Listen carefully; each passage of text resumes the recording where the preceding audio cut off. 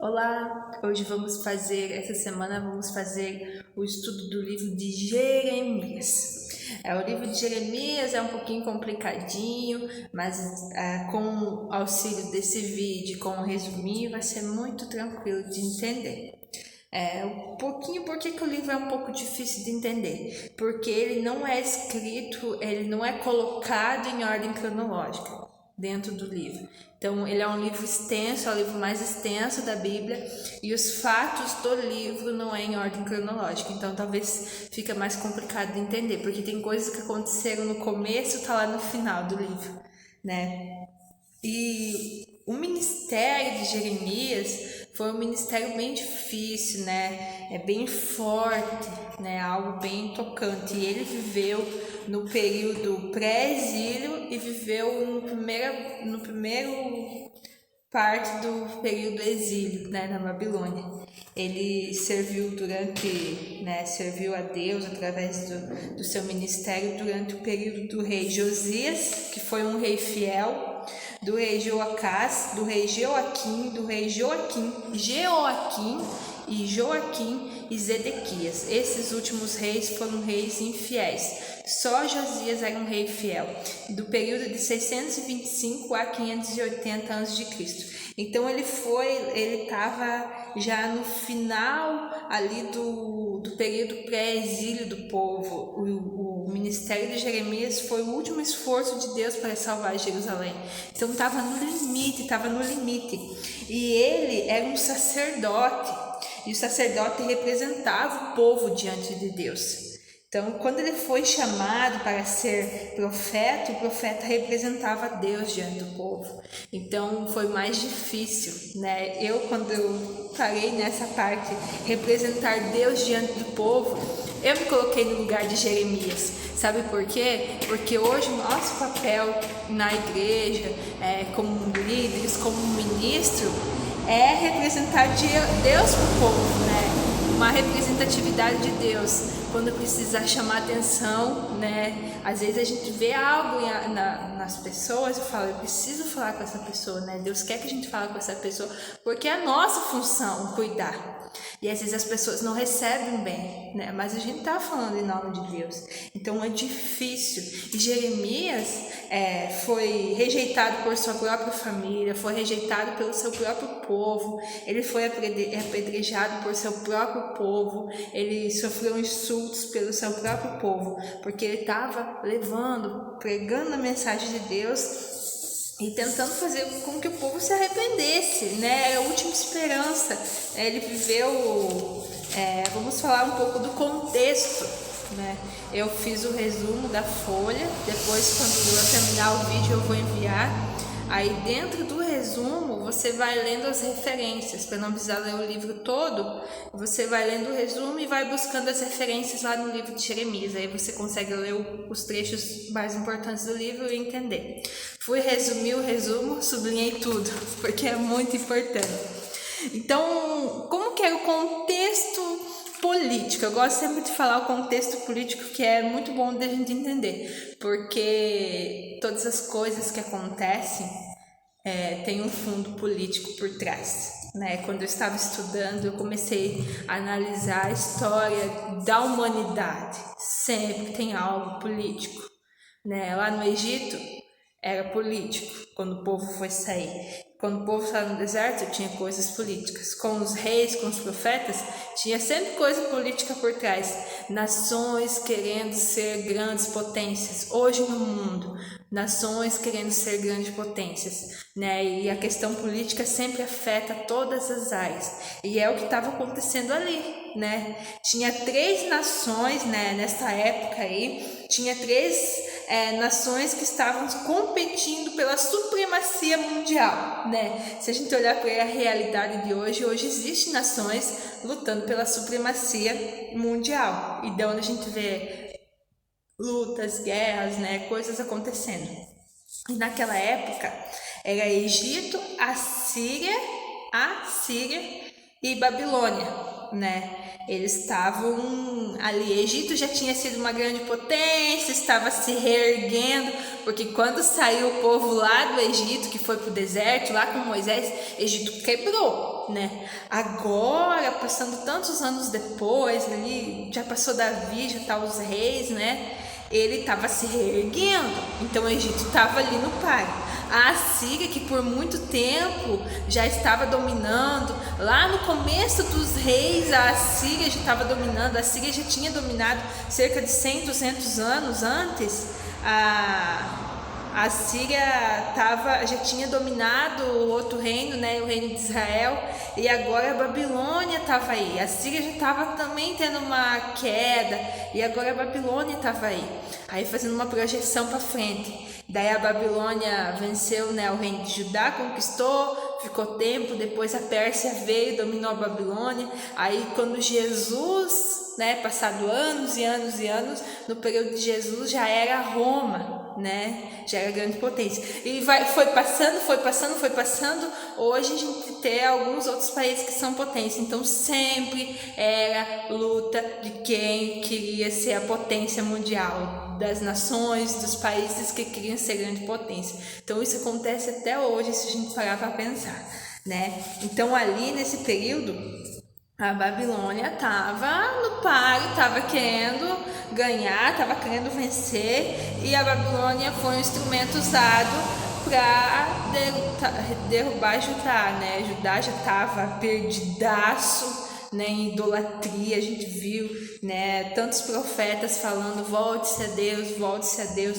O rei Josias conseguiu trazer um avivamento ali, mas quando Josias morreu, o seu filho Jeoacás reinou, né? E nesse período o Egito meio que conquistou eles, e daí o rei Josias morreu, daí o filho dele reinou, que é Joaquim. Aí no terceiro ano do reinado de Joaquim, Nabucodonosor dominou o Egito e tomou Jerusalém, né? E daí Nabucodonosor permitiu que Joaquim continuasse reinando ali em Judá. Só que daí o rei Joaquim tentou se rebelar contra Nabucodonosor, né? E daí Nabucodonosor veio, dominou eles e levou o primeiro grupo de pessoas para a Babilônia, ali no período de Joaquim. E nesse grupo estava Daniel e seus amigos. Então a primeira levada do povo judeu para a Babilônia foi no ano 606 a.C., e nessa levada estava Daniel e seus amigos. Daniel, da cova dos leões, lá os amigos de Daniel que foram para a fornalha, esses estavam na primeira levada lá com Nabucodonosor, que era no reinado de Joaquim. Aí depois da primeira deportação, então, do povo para a Babilônia com Nabucodonosor, teve mais duas, né? Que daí entrou outro rei, aquele rei tentou se rebelar contra Nabucodonosor veio de novo, 8 anos depois veio e levou de novo mais um pouco de pessoas. Daí ele levou autoridades, levava pessoas grandes, né, grandes nomes na cidade, levava de novo para o cativeiro. E mesmo assim ele deixava Jerusalém lá intacta, com uma pessoa, com um rei. Ele permitia que um rei ficava lá, mas estava sob o domínio de Babilônia. E nessa segunda levada, nesse segundo grupo, 8 anos depois, estava Ezequiel. Ezequiel é um profeta que vai falar durante o exílio também, igual Daniel, e a gente vai ver o livro deles para frente. Então Ezequiel estava na segunda levada para a Babilônia com Nabucodonosor. Aí Nabucodonosor permitiu que Zedequias continuasse lá, governando lá, como se fosse uma província. Ele era um governador lá, como se fosse um estado hoje no Brasil, né? E Zedequias continuou sendo um governador lá, em nome de Nabucodonosor. Mas daí ele também tentou se rebelar contra Nabucodonosor. E 11 anos depois, Zedequias foi levado também na terceira leva foi levado não, porque eles mataram ele tentou fugir, Nabucodonosor matou o filho dele, arrancou os olhos dele, né? Então, daí essa foi a última vez que Nabucodonosor foi, porque dele colocava rei, os reis tentavam se rebelar contra ele, ele foi lá e destruiu tudo, até o templo, né? Que daí foi a terceira levada para Babilônia, e daí ele destruiu todo o reino de Judá. Então Jeremias profetizou durante esse período, né? Durante o período do reinado de Josias até a queda de Jerusalém, né? Então foi um período bem difícil, né? Eu acompanhei uma série da própria Record que mostrava esse período, e a gente vê que foi bem tenso o negócio. Então imagina na vida real como que deveria ter acontecido. Lembra que no último livro que a gente viu, né, no último vídeo que eu fiz, eu falava sobre o rei Josias, né? Josias trouxe um avivamento para Judá, reavivou Judá, né? Ele foi um rei fiel. Só que ele morreu, e quando ele morreu, após sua morte, houve 22 anos de declínio, que foi com esses 4 reis,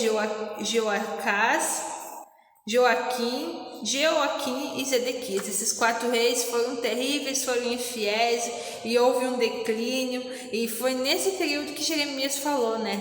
Nesse período tumultuado, nesse período de afastamento. Então Jeremias foi meio que um socorro, né? Deus mandou ele para ser o último suspiro, que Babilônia já estava vindo, já estava tentando tomar eles, e eles não se rendiam a Deus. Teve aquele avivamento, passou 22 anos, eles voltaram de novo, né? Voltaram à idolatria. As advertências e repreensões de Jeremias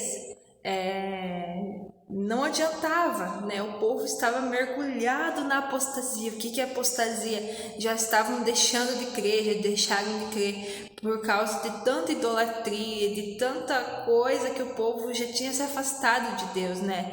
E o povo não aprendeu, porque décadas antes o reino de Israel já tinha sido dominado pela Síria, né? Já tinha caído, já tinha acontecido tantas coisas ruins com eles, e Judá não aprendeu, nem vendo seus irmãos do outro reino sofrer, aconteceu tudo aquilo, né? Então a mensagem de Jeremias era uma súplica e advertência para o povo voltar, era a última chance, volta,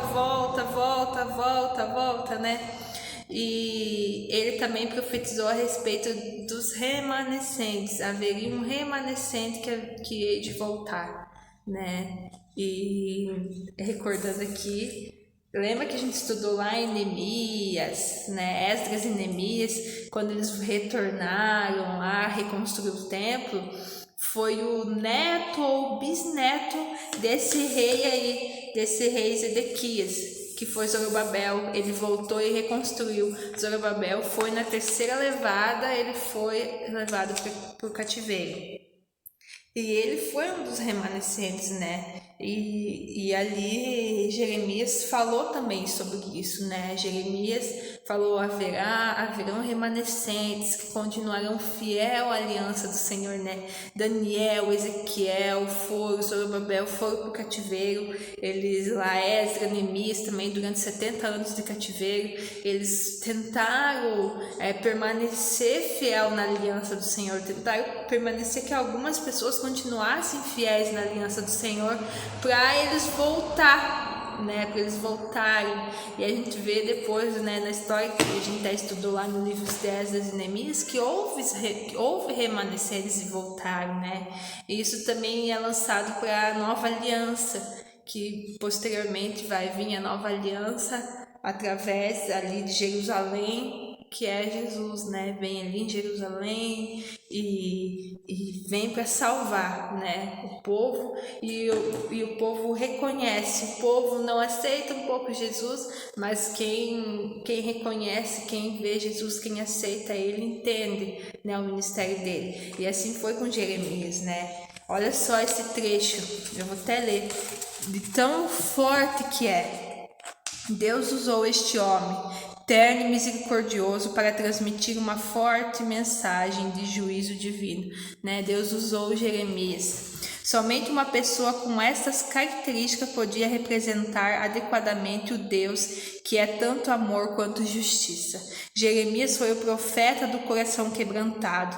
Provavelmente nenhum dos profetas do Antigo Testamento sofreu tanto quanto ele, pois sendo sua mensagem de juízo atraía pouca simpatia. Foi mal interpretado, odiado, considerado como traidor da nação, diversas vezes preso, açoitado e quase morto, rejeitado por seus reis, por falsos profetas, por sacerdotes, pelo povo e por sua própria família. Apesar disso tudo, Jeremias amava profundamente sua nação, repetidas vezes intercedeu por ela, né? Jesus passou por isso também, né? Jeremias foi rejeitado, foi preso, foi açoitado, quase morto por seu próprio povo. E posteriormente ele é levado para o Egito, lá na frente ele é levado para o Egito e ele é morto apedrejado por seu próprio povo. Então, que terrível, né? E não sei se eu já comentei aqui no vídeo, isso traz pra gente, né? Nós estamos representando Deus pro povo, né? Para as pessoas de fora, para as pessoas que olham para nós, né? Como é difícil dar uma mensagem de exortação. Eu trouxe para mim, para a gente como líder aqui na igreja, líderes em outros ministérios, né? Para os líderes, nós estamos aqui para servir as pessoas, mas nós estamos aqui para falar o que Deus quer que a gente fale, né? Muitas vezes, mensagens duras, Deus quer que você olhe para isso, né? Às vezes a gente chama a atenção das pessoas, mas não porque a gente quer ser autoritário, quer ser ruim ou quer alguma coisa, mas porque Deus quer, né? Deus quer o nosso melhor e a gente precisa às vezes abrir os nossos olhos para alguma coisa. Por isso que Deus usa pessoas, servos dele, né? Seus ministros para anunciar isso, para abrir os nossos olhos. É tão bom quando alguém abre os nossos olhos, alguém mostra, você precisa seguir esse caminho. E é assim que Jeremias fazia. E muitas vezes ele foi rejeitado. E é assim, se você parar para pensar, às vezes você conversou com alguém, ou você falou para alguém, você precisa isso, você precisa aquilo, Deus quer que você seja assim, né? Ou alguém falou isso para você, às vezes a pessoa não aceita, né? Ou até mesmo a gente não aceita quando alguém fala, né? Mas a gente tem que ter discernimento, em nome de Deus, então Deus quer que eu mude isso, né? Então, nossa, para os profetas foi muito difícil. Então, a divisão do livro, né? Vamos ver a divisão do livro. O primeiro capítulo trata da chamada e da comissão de Jeremias, né? Do capítulo 2 ao 25 é uma mensagem geral de repreensão a Judá. Do capítulo 26 ao 39, uma mensagem detalhada de exortação, juízo e restauração. Do capítulo 40 a 45, mensagem para depois do cativeiro. Do capítulo 46 ao 51, profecias referentes às nações. Do capítulo 52, no capítulo 52, traz um retrospecto de cativeiro de Judá. Então ele fala um pouco de pré-exílio e um pouco do começo do exílio. E o capítulo central do livro é o capítulo 18. Ele fala sobre o vaso e o oleiro, né? Tem algumas músicas que falam sobre isso, tem hinos que falam sobre isso, né? Que Deus é o oleiro e nós somos o vaso. Aqui ele estava representando assim, que a nação de Judá era o vaso e Deus era o oleiro, né? Eu vou até ler aqui um trecho, no Jeremias 18, do versículo 1 ao versículo 6. A palavra do Senhor que veio a Jeremias dizendo: Levanta-te, desce à casa do oleiro, e lá te farei ouvir as minhas palavras. E desci à casa do oleiro, e eis que ele estava fazendo a sua obra sobre as rodas. Com o vaso que ele fazia de barro, quebrou-se na mão do oleiro, tornou-se a fazer dele outro vaso, conforme o que pareceu bem aos olhos do oleiro fazer. Então veio a minha palavra do Senhor dizendo: Não poderei eu fazer de vós como este oleiro, ó casa de Israel? diz o Senhor. Eis que como o barro na mão do oleiro, assim sois vós na minha mão, ó casa de Israel. Então aqui é muito forte isso, é para nós também, né? Ele estava mostrando assim, né? Quando vai fazer o vaso, o oleiro, tem aquele negócio girando e você vai fazendo assim com o vaso até o vaso se formar. Mas qualquer toque errado, o vaso pode quebrar, pode cair, né? Mas você pode pegar, molhar aquele barro e refazer de novo, né? E ali veio a mensagem do Senhor para Jeremias dizendo assim: eu sou esse oleiro e vocês são esse vaso, né? Eu posso quebrar vocês e refazê-los de novo, né? Eu posso refazê-los conforme o meu querer, se vocês reconhecerem. Senão eu quebrarei vocês, né? Então, isso traz para nós também, né? A gente viu que o povo de Judá não se rendeu, foi destruído, né? Houve os remanescentes mais para frente, voltaram lá com Esdras e Neemias, Zorobabel. E no final do livro mostra até uma mensagem de esperança, que eles retornariam.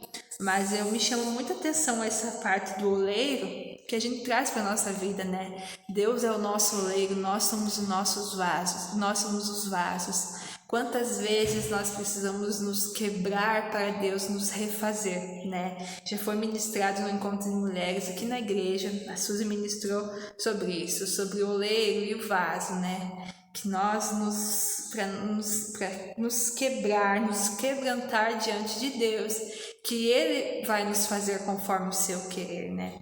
Quantas vezes nós vivemos a nossa vida igual o povo de Israel vivia, de qualquer jeito, né? Buscando outras coisas, nos rendendo a outras coisas, aceitando coisas que nós não deveríamos aceitar, né? Achando normal, né? Lá o povo achava normal a idolatria, o povo achava normal a prostituição, o povo achava normal qualquer coisa. E muitas vezes hoje a gente vive que nem aquele povo vivia, achando normal, né? Se ofendendo quando vem o profeta do Senhor, que nem Jeremias falava, dizendo, Deus quer que você mude suas atitudes, né? Quantas mensagens é pregada pelo pastor, por ministro do Senhor, falando, Deus quer que você mude, Deus quer que você volte para Ele. E nós não aceitamos por causa do nosso orgulho, porque está confortável viver assim que nem eles viviam. Mas nós precisamos ser como vasos na mão do oleiro, né? Permitir que Ele nos quebre e nos refaz de novo. Não só deixar que Ele nos quebre e ficarmos quebrados, ou continuarmos tortos, né? Deformados, vasos deformados. Não, para Ele nos quebrar e refazer vasos novos, perfeitos, lindos, né? Então essa mensagem do Senhor através do livro de Jeremias. Jeremias é considerado o profeta chorão. Até o próximo livro que eu vou fazer essa semana é Lamentações de Jeremias, porque ele lamentava muito pelo povo, ele tanto amou aquele povo, ele tanto se importou com aquele povo, que ele sofreu em ver o povo rejeitando a mensagem do Senhor. Então é algo muito forte. E estude aí, vou passar o resumo, estudo o resumo, a folha e vai vendo as referências e vamos conversando sobre isso. Deus abençoe, espero que tenha sido de muita valia esse estudo.